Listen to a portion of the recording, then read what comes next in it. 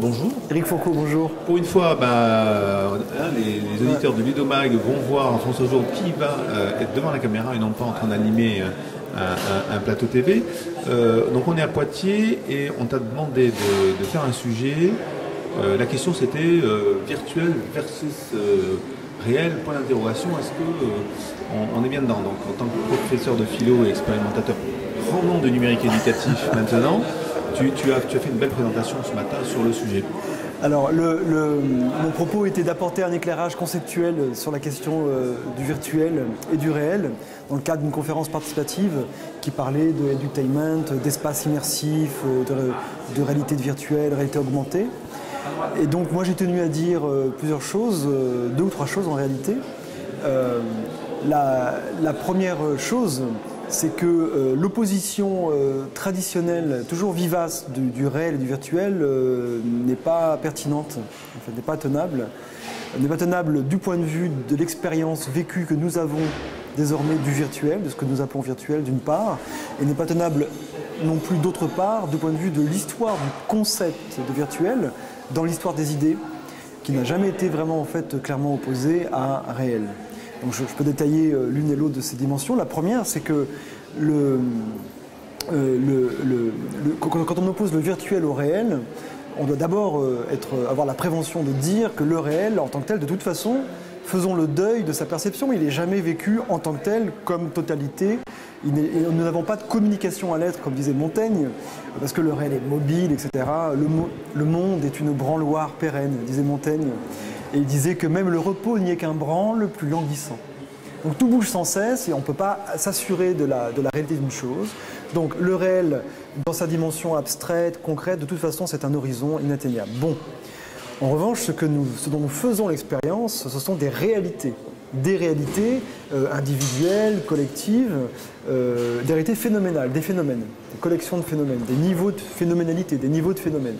Bon, et alors il se trouve qu'en plus, ces réalités phénoménales sont influencées par, bien sûr, des dimensions mentales, sociétales, mais aussi techniques. Et que l'environnement, l'écosystème technologique, machinique d'une époque conditionne la manière qu'a le monde de nous apparaître. Alors là, les philosophes parleront ici de phénoménotechnologie pour désigner ça. Alors là, c'est dit par pas mal de gens, et récemment, ça a été magnifiquement dit par Stéphane Vial, qui est un de nos très bons penseurs du numérique, dans un ouvrage au titre un peu moqueur, puisqu'il l'a intitulé L'être et l'écran, en référence à L'être et le néant de Jean-Paul Sartre. Lui, c'est L'être et l'écran. Il analyse très finement, très bien cela. Et il montre que toute grande révolution machinique, toute grande révolution technologique a été une relecture, une révolution, une nouvelle matrice de nos manières de percevoir, un nouveau cadre d'apparition du réel. Techniquement, on dit un cadre ontophanique, une matrice ontophanique. Onto, c'est l'être, et phanique, c'est pour l'apparition, d'apparition des choses, quoi, voilà. Et alors, la particularité de l'apparition des choses à l'ère des écrans, à l'ère des interfaces, c'est que nous sommes maintenant habitués à cela. Et la génération dite numérique, les digital natives, on peut douter de leur connaissance native qui n'existe pas, de manipulation. Nous avons plein de choses à leur apprendre. Par contre, ce qui est vrai, c'est qu'ils n'ont vu le réel, depuis leur naissance, ils ont l'habitude de voir le réel à travers les écrans et à travers les interfaces. Et de manipuler ces simulations du réel qui sont informatiquement produites par nos interfaces. Et donc, il faut abandonner l'idée que ce ne sont pas des vraies choses qu'on voit dans les écrans et qu'on voit dans les interfaces. On a des rapports au chaud d'air. Notre compte bancaire, il est virtuel parce que je n'y accède que par mon écran, mais je sais qu'il y a une réalité derrière. Et s'il est virtuellement vide à mon écran, c'est qu'il est réellement vide aussi.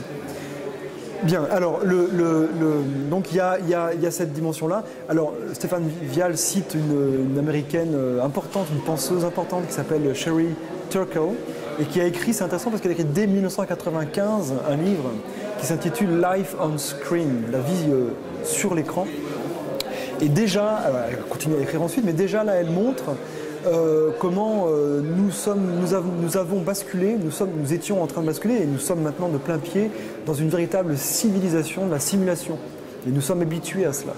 Et elle dit, alors elle a fait un jeu de mots en anglais, puisqu'elle dit nous avons appris à apprendre à voir les choses, elle dit en anglais to take things at interface value. En anglais, c'est un jeu de mots parce que to take something at face value, ça veut dire pour argent comptant, à la valeur de la face de la pièce.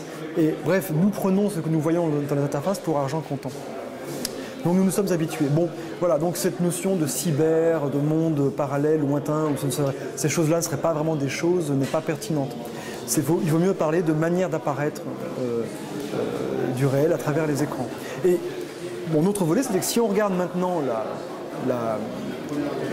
l'histoire du concept de virtuel, du mot et du concept, si on en retrace l'origine, c'est Aristote dans la philosophie grecque. Ensuite, il a été passé jusqu'à nous par au Moyen-Âge, ce qu'on appelle la scolastique et la pensée aristotélicienne du Moyen-Âge. Mais en tout cas, Aristote, c'est très intéressant de voir à quel moment il a eu besoin d'inventer ce concept. Et il a eu besoin d'inventer ce concept parce qu'il était face à un gros problème. C'est le problème qu'on appelle le problème de l'antinomie, donc le paradoxe de l'être. Et ce problème avait été posé par un des grands fondateurs de la pensée philosophique occidentale, c'est Parménide, qui faisait de la métaphysique, qui se demandait, bon, c'est quoi l'être? Et il a dit, facile, l'être c'est ce qui est, et le non-être c'est ce qui n'est pas. L'être, ce qui est, s'oppose au non-être. Bon, là on connaît cette sorte de bipartition franche, qui est très problématique pour la pensée, parce que du coup, comment penser les choses qui sont plus ou moins? Comment penser les choses qui sont en devenir?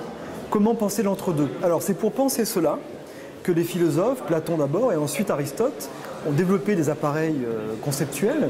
Et Aristote, lui, propose de parler de deux modalités, deux manières d'être, deux manières d'exister. Une première manière, c'est exister, alors nous on traduit par en acte, l'actualité, la chose qui existe vraiment pleinement réalisée, pleinement effective, pleinement effectuée. Et l'autre manière d'exister, c'est la manière d'exister en puissance, de manière virtuelle, potentielle. Et en fait, l'existence d'une chose en puissance est une vraie existence. Par exemple, le chêne existe virtuellement en puissance dans le gland. Ou alors, lors d'un jeu de cache-cache, l'enfant caché dans le jardin, il est en puissance présent dans le jardin, sauf que son existence n'est pas manifestée visiblement. Voilà. Mais c'est une vraie existence. Et Aristote n'a jamais opposé, ce que nous traduisons maintenant par virtuel, c'est energeia en grec, mais il n'a jamais opposé cela à réel, il a opposé cela à acte. Donc voilà, deux manières d'exister. On existe soit en acte, pleinement effectif, visible, soit on existe en puissance, virtuellement. Mais c'est deux modalités d'être réel, deux manières du réel. Voilà.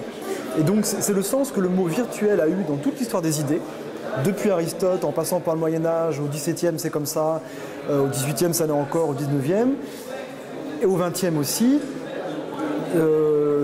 Sauf qu'il y a eu, avec l'apparition du numérique, on a employé ce mot-là, et parfois on l'a employé, certains penseurs du numérique l'ont employé avec cette modalité de existence artificiellement produite par des outils, des appareillages numériques, donc existence irréelle, affectée d'un coefficient de tromperie, etc.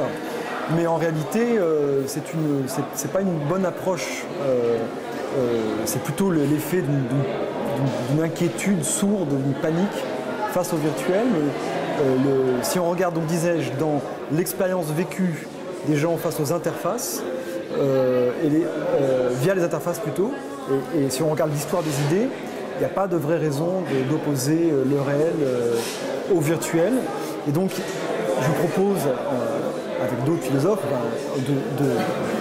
une sorte de réjouissante noce, refaire les noces du réel et du virtuel, en disant que le virtuel n'est pas ce qui va faire effondrer le réel et masquer le réel, etc. Mais au contraire, le réel est ce qui permet, le virtuel est une modalité du réel qui permet peut-être de mieux apprivoiser, de mieux maîtriser en retour le réel qu'Aristote appelait actuel, enfin le réel effectif ou matériel. Voilà. Et donc n'opposons pas les deux, c'est pas une bonne manière c'est pas une bonne approche. Voilà. Mais je ne veux pas finir sur une note négative. La note positive, c'est cette réconciliation, ces noces dans la pleine potentialité et les pleines promesses du virtuel. Merci. Merci.